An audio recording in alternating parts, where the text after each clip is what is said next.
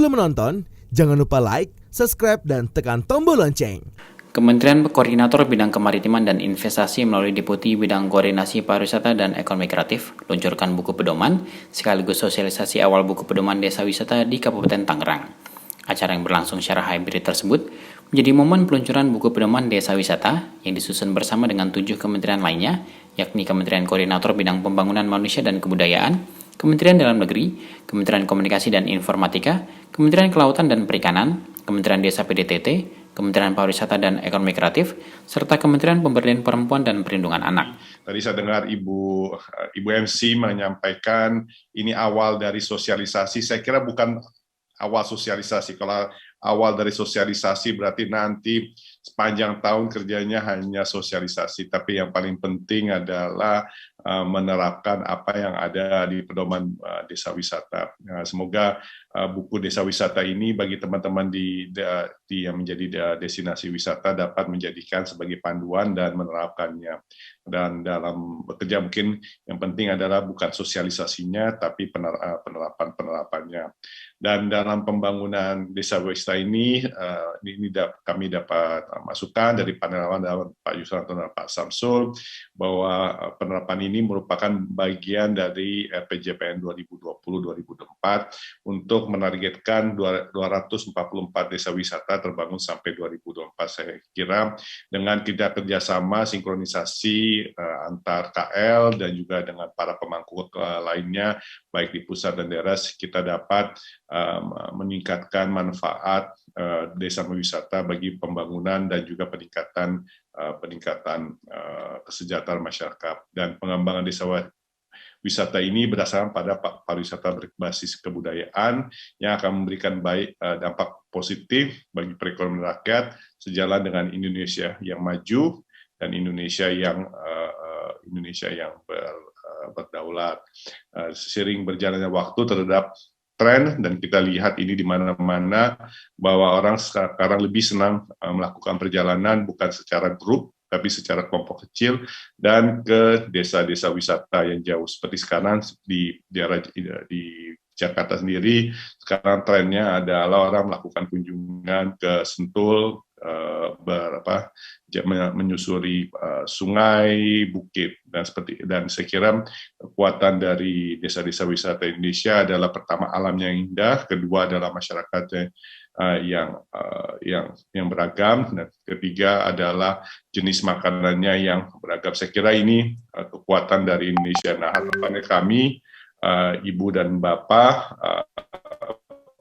Deputi Pak Dirjen, adalah sekiranya kerjasama antar Kemenko PMK dengan Kemenko Marves, dengan Kemendagri, dengan Kominfo, KKP, PDT, dan Kemenparekraf, serta Kementerian Pemberdayaan Perempuan dan Perlindungan Anak dapat terus terlaksana.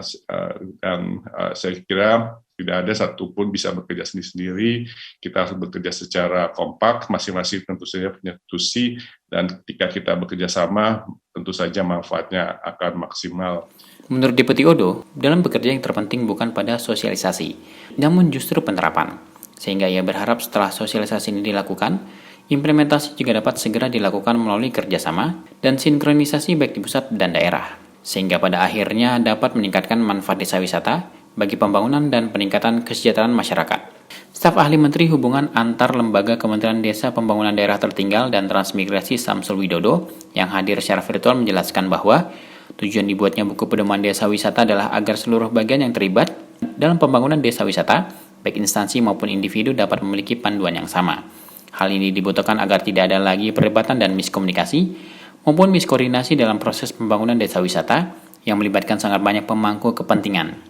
Dirjen Pemerintah Desa Kementerian Dalam Negeri, Yusharto Huntoyungo, yang hadir secara langsung mengatakan salah satu upaya yang dilakukan adalah dengan meningkatkan potensi wisata di tingkat desa untuk dikelola sedemikian rupa agar menjadi potensi ekonomi.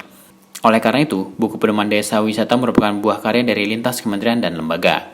Tren wisata luar ruang saat ini dipandang sebagai peluang untuk mengembangkan desa wisata sebagai tujuan destinasi wisata alternatif yang bisa menjadikan aktivitas pedesaan dan tradisi lokal masyarakat sebagai atraksi sembari tetap menerapkan protokol kesehatan dengan ketat.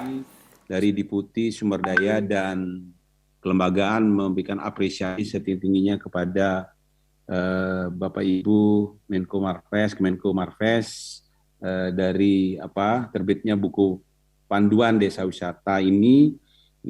Kami juga mengapresiasi kolaborasi lintas kementerian lembaga seperti dipimpin oleh Kemenko Marves, kemudian Kemenparekraf, Kemendes, PDTT, kemudian Kemendagri dan Kementerian KKP dalam penyelesaian buku pedoman desa wisata ini.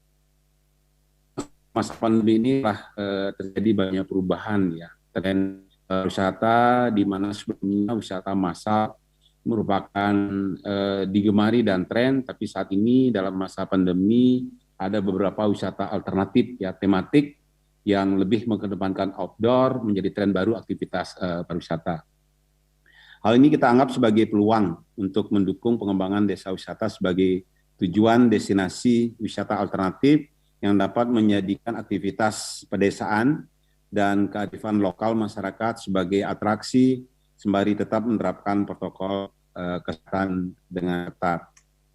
Dengan besarnya potensi yang jumlah desa wisata kurang 7.000 ya, desa yang di 34 provinsi, terdapat peluang besar ya, destinasi pariwisata alternatif ini tidak hanya bagi wisatawan Nusantara, namun juga untuk wisatawan mancanegara.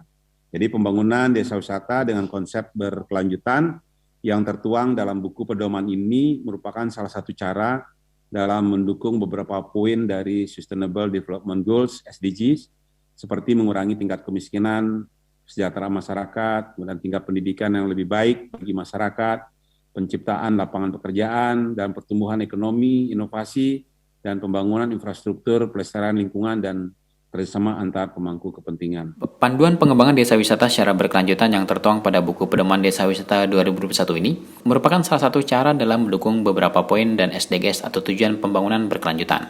Acara ini juga menghadirkan Deputi Bidang Koordinasi Pemerataan Pembangunan Wilayah dan Penanggulangan Bencana Kemenko PMK Nelwan Harahap, Staf Ahli Menteri Bidang Hubungan Antar Lembaga Kementerian P3A Rini Handayani, dan Direktur Jenderal Pengelolaan Ruang Laut KKP sebagai pembicara. Turut hadir dalam acara ini perwakilan dari Dinas Pariwisata, Dinas Perdagangan, Koperasi dan UKM, Dinas Kelautan dan Perikanan, Dinas Komunikasi dan Informatika, Dinas Sosial Pemberdayaan Perempuan Perlindungan Anak dan Pemberdayaan Masyarakat Desa se-Indonesia, serta kumpulan asosiasi dan organisasi wisata se-Indonesia. Tim Eljan Media, laporkan.